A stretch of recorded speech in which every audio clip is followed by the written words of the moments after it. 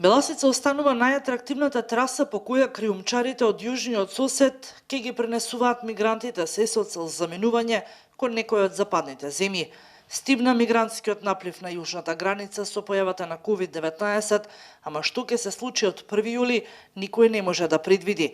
Последниот период повторно се чувствува раздвиженост токму по падините на Беласица, ама и низ вагоните во Гевгелиско.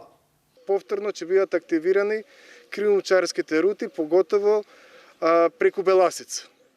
Во насока од кампот Муриес кон Беласица и фактички тоа е подрачјето на РЦ Југ, РЦ Исток и на Севера Струмица.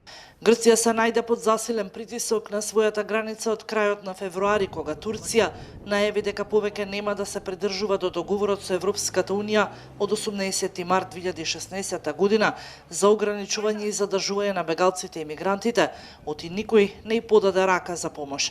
МВР најавува засилени контроли долж границата со цел намалување на ризикот од можен наплив на нелегални мигранти. Гледаме раздвижување кај криумчарите на мигранти овој последен период, при што имаме појава на илегална миграција во вагони, во железнички вагони, во делот на граничниот премен Богородица, а во делот на југоисточниот дел на државата очекуваме раздвижување преку планината Беласица.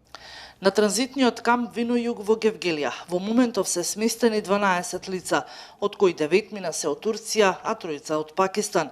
Надлежните велат дека по протокол тие мора да останат 25 дена во карантин поради коронавирусот. Постапката понатаму за нив ќе ја водат надлежните за азил.